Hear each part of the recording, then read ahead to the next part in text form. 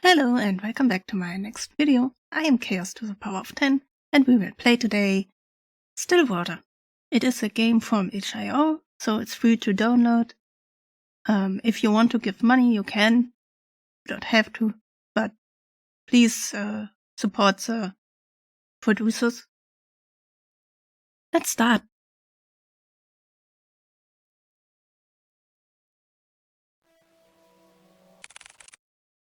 This is a work of fiction. Horror, nature themes, violence and strong language. Viewer discretion is advised.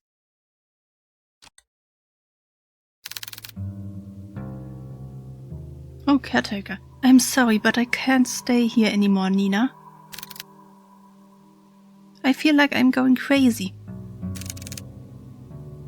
Calm down. If we can just talk it out. So many strange things keep happening after another. Every day there's this damn dripping sound. I thought it was just something leaking at first, but I check every faucet, every ceiling, every pipeline, and still I hear it everywhere, constantly echoing in my ears. Oh, but the water. I find random pools of water just appear out of nowhere, just like the dripping. But it's at night. It's at night when it comes. It? I don't know if it's my paranoia, but I swear I could hear footsteps walking along the hallways, walking on pools of water. They walk. And they walk. Upstairs, then downstairs. And upstairs and downstairs and upstairs and downstairs and upstairs and downstairs and upstairs and downstairs.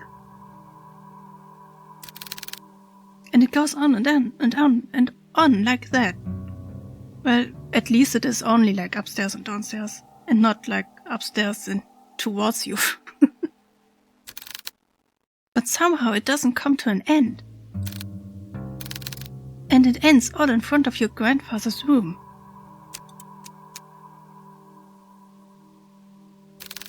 I know that this is a lot, but you have to believe me. No matter how many times I clean, it just won't end. Well, then just let the water stay there. Put some... Oh, carpet. Maybe carpet would help.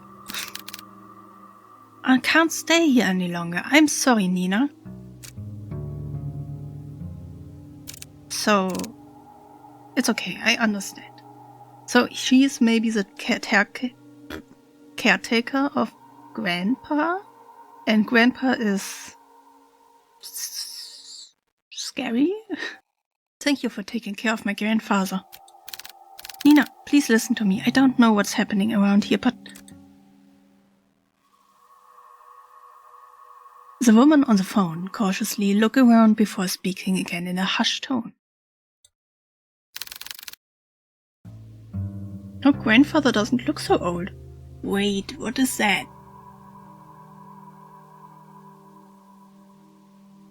This is a human standing in front of grandfather.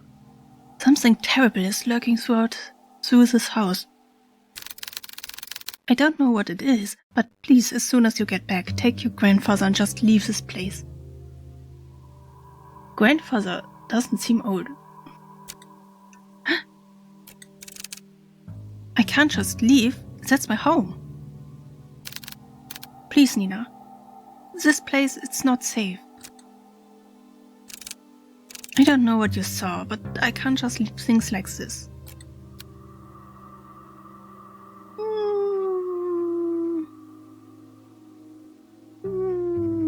Like, we can, I guess. It's my home. It's my home.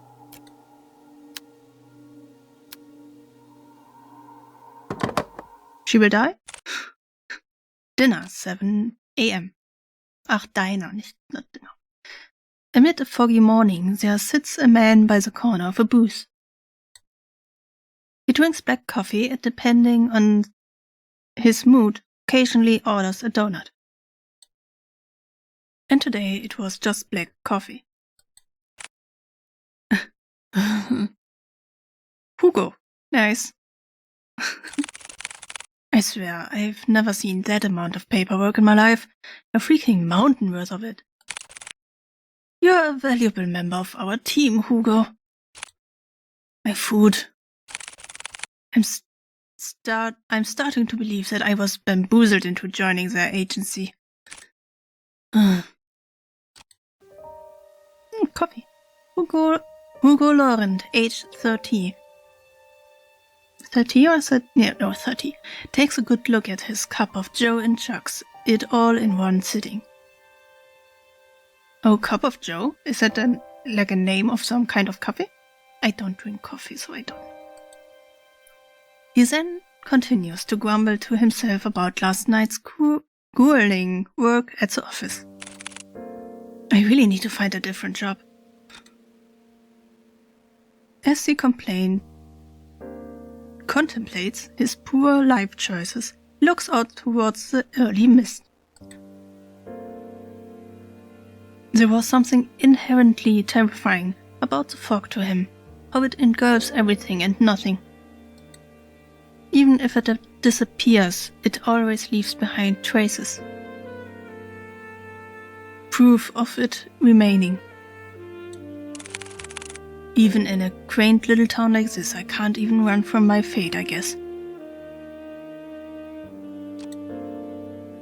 Hugo finally stares at the compiled newspaper clipping he put together. Some of them from recent events, but mainly all were past headlines of missing person cases.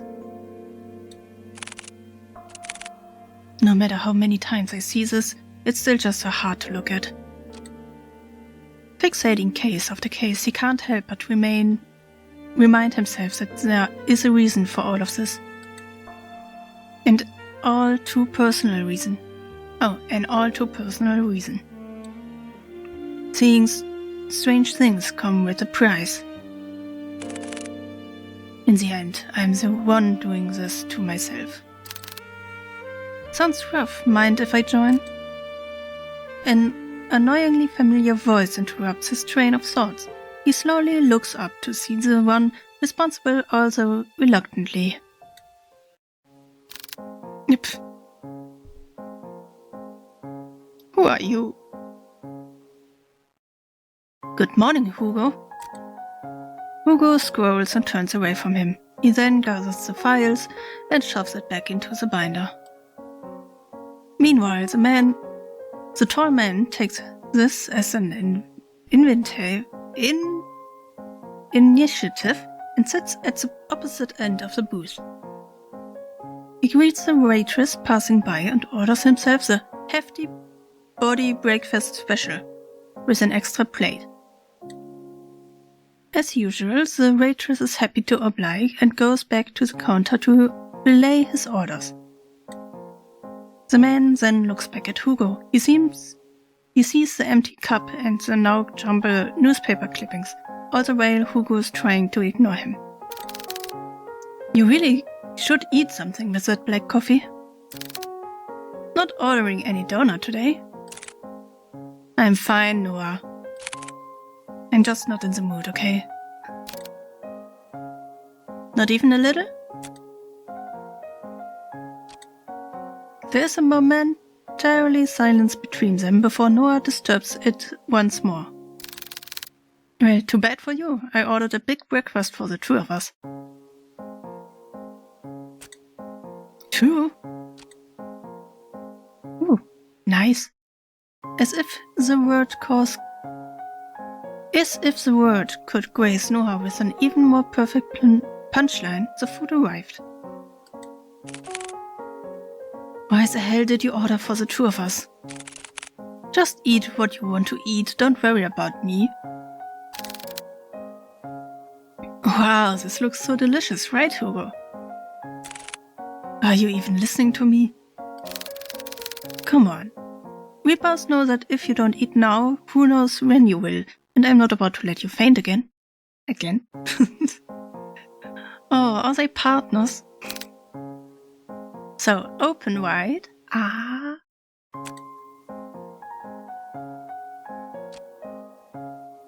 Noah de Leon, age 27, a natural-born charmer, is just as equal persuasive as he is threatening. With a pensive look, Hugo finally gives in and eats a gorgeous spoonful without further complaints. Generous spoonful.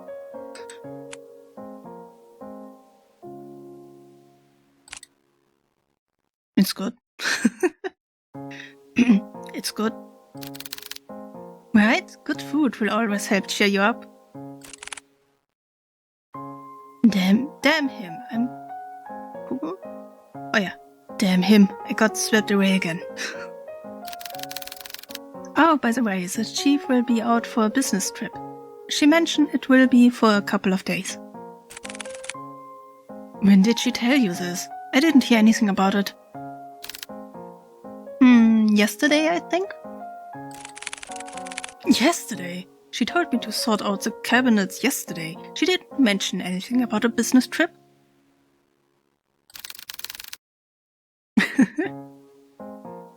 I guess it was a pretty sudden one. Well, I mean, she did tell me to tell you. And lucky me...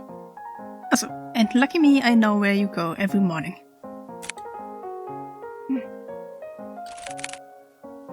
You know what? I'm not surprised anymore. Well, what do you want to do? We technically have the day off. I'm gonna head back to the office. There's a couple of boxes I didn't get a chance to sort out. In that case, I will come with you. Why, you could just rest for the day. And pass up with this opportunity to get to know you better? Quit it.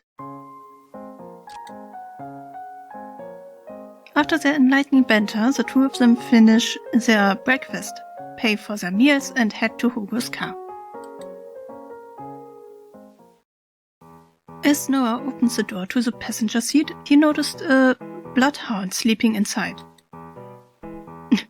The big dog stills at the sound of the car opening and lazily stares at Noah. Ah, I'm sorry, big guy. He then closed the door while trying not to make too much noise to disturb its occupant. Colby. At the sound of his name, his heavy-lidded eyes slowly peek to see who calls for him. It is his one and only partner, his human. As if finally realizing who is or where he is, the old bloodhound stirs up from his sleep, pounced at Hugo, and proceeds to wag his tail uncontrollably. Good morning again, Colby. Had a nice nap? Colby, 8-year-old. The 8 years old. Again. Colby, 8 years old. Hugo's most faithful and loving partner in crime. Has the biggest tendency to just sleep all over the place. Noah, who is witness all of his from the back seat, chuckles to himself. He is amazed and slightly defeated at Hugo's sudden surge of energy. It doesn't matter how many times I try. When it comes to boosting up his mood, no one can beat Colby. Agency, 7:50 a.m. The three headed back to the office. The space just the same as Hugo left it. A decent organized mess. To his credit, for the amount of boxes he painstakingly went through, he believes he did a fair job. Albeit could have been better. Wow, you really outdid yourself, Hugo. It looks less crowded. Ah, shut it, will you? I said I was gonna get to it. Thanks, boy. Before Hugo could continue to give deserved head pats, he noticed someone. A woman stands timidly peering outside from the storefront. The woman appears a bit frantic. Disheveled and wearing ill-fitted clothes, she appears to be distressed about something. When she finally makes eye contact with Hugo, she immediately rushed in.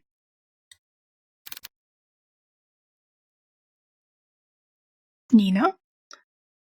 I'm sorry. I know that the close sign is up, but I saw you come in and Are you alright, miss? I need your help. My grandfather here.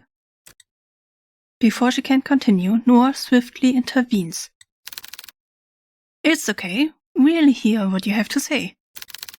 So please, why don't you take a seat? Noah gestures to one of the empty chairs. The poor woman hesitates for a moment before heavily sighing in relief. She then walks towards the corner of the room and sits on the sofa. Can you start off by telling us your name? I'm sorry for earlier. My name is Nina Mortimer. I need help watching over my grandfather tonight. Watching over your grandfather? Yes. I'm sorry, Miss Mortimer, but I don't quite understand. Is he in danger? I'm afraid he is. Miss Mortimer, if that is the case, wouldn't containing the police be better? Contacting the police. No! I've tried requesting their help, but they all gave me the same answer. Wow, you really... look at that face. She is... scared? There's nothing they can do about it. If only I knew who Louis was. Louis? Louis. Nina fidgets at the name. She looks to the side before reaching out from her bag for an antique letter. My grandfather, he received a cryptic message on the other day. It didn't come with an address on the name, or the name of the sender. However, the only thing I did pick up was that name. As she hands over the letter, Hugo noticed her hand slightly shaking. Whatever lies in this note must have shaken her this badly. Delicately, Hugo removed the content of the envelope and unfolds it. At first glance, it seems like any normal written message. A person named Louis asking the other, Henry, to come meet him by the lake at midnight, needing to share something important with him. However, that eerie striking about this letter is not the message itself. However, what's eerily striking about this letter is not the message itself. Rather, at the bottom of the page, a sentence far more disturbing is written. I am coming for you, Henry. Were there any other letters like this? Yes, a few of them. I thought it was a sick joke at first, but this one was different. Up until now, I never heard of anyone by the name. Not a relative or family friend. But they clearly know who my grandfather is. If I don't do something about this, I lose him too. Just by uttering the words alone, Nina breaks down. Hiding away her tear-streaked face, she begins to quietly sob to herself. As an act of comfort, Colby sits closely to Nina while Noah fetches tissues for her. Hugo, on the other hand, is puzzled. This very well could have been a prank, but she seems certain. Certain that whoever or whatever this Louis person is, they are coming. Do you want more tissues? I will do it. I'll take on your case. For a moment, silence fills the room. Only stares are directed at Hugo until Nina finally stands up and walks toward him. You will take it? Hugo simply nods. Thank you. Thank you. You don't know how much this means to me. We are glad to help, miss. Nina is fine. Well, Nina, we'll do our best. Nina slightly smiles at Hugo before reaching into her bag once more and taking out a note. This is my address. I'll be sure to greet you once when you get there, detective. She politely bows once more before heading to her car and drives back home. Once out of sight, Hugo turns to look at his clustered desk. Still messy, but presentable. I guess I have to sort these out later again. Car, 5:30 p.m. From the ongoing downpour to the quiet hums of the car, they sit in silence. Still miles off from their destination, Hugo constantly checks the rear-view mirror. Noah, who usually chats his ear off by now, sits completely still. He looks out to the passing streetlights, reserved and distant. Hey, you're a lot quieter than usual. What's wrong?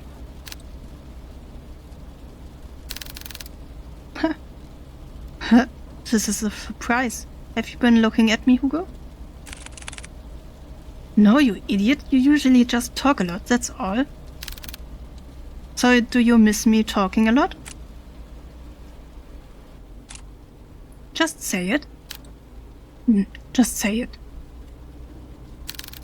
I didn't want to offend Nina earlier, so I kept quiet until she finished. But it's her last name that caught me off guard. Have you heard about them, Mortimer? They are a pretty...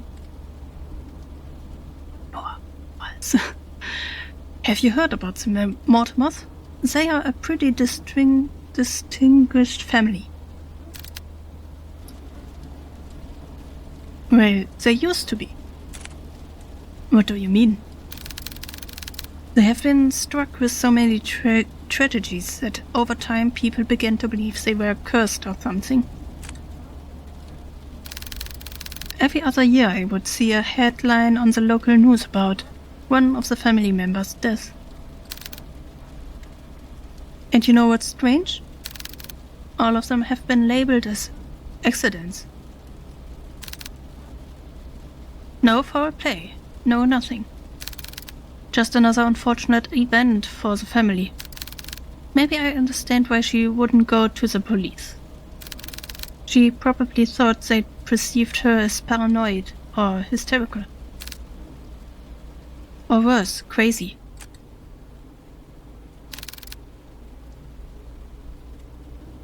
I can't imagine all this for Nina. And most of all, who knows what we'll find there? Is that why you decided to come with me? Well, partially. I'm more worried about you, though. Think of this way. Think of it this way. I'm the appointed driver. Think of this way. I am the appointed driver. When you decide to do some pretty reckless shit, I'll be there to drive you to the local hospital.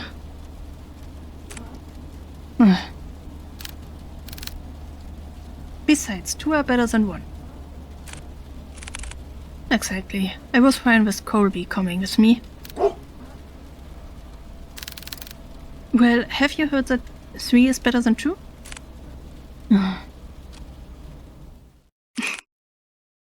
Mortimer Estate, 6 p.m.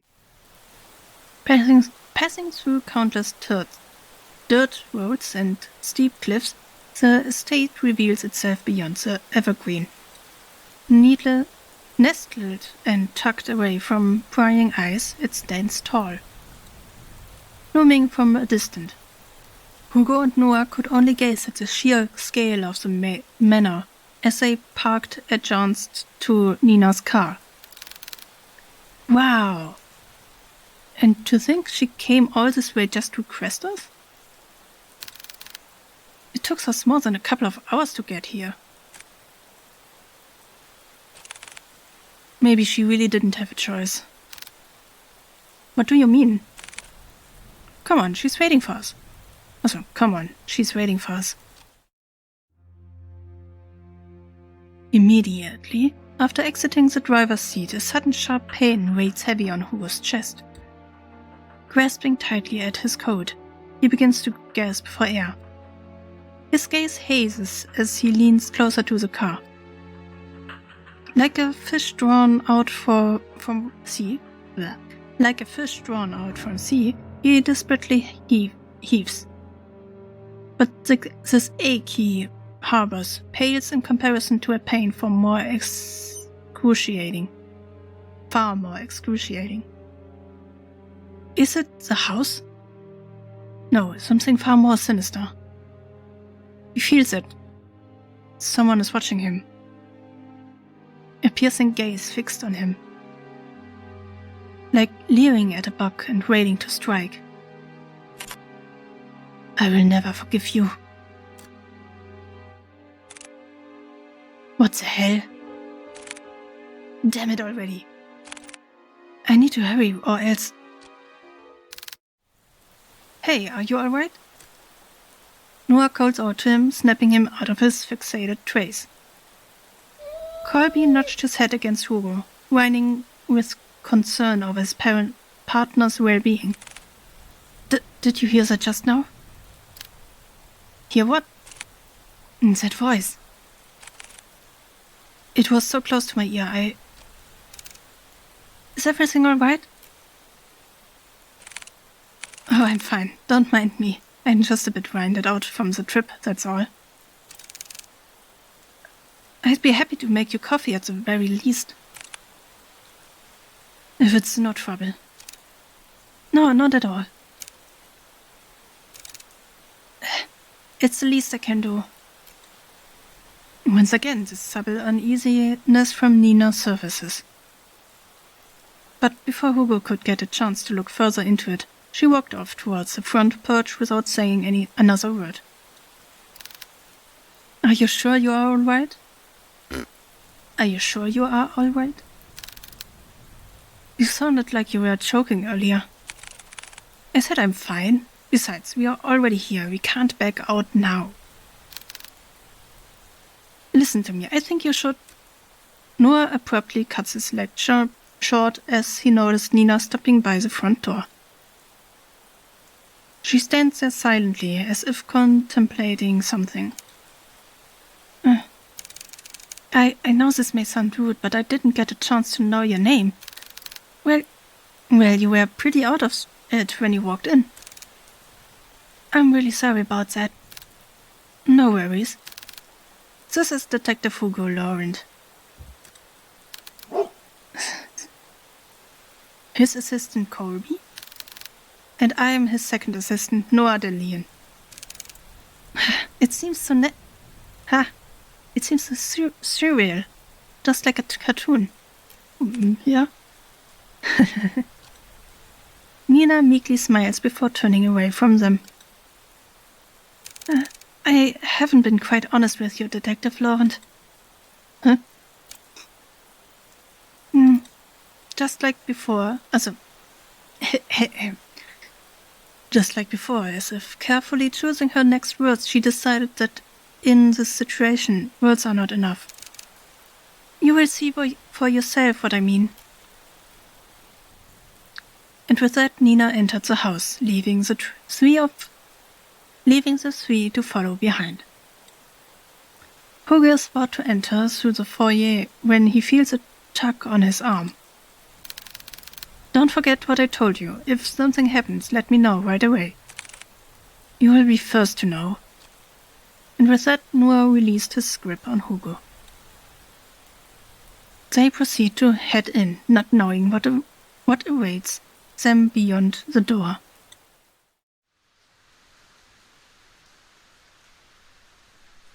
And with that, we make a break. What happens in the house, we will figure out the next time. Bye. Bye.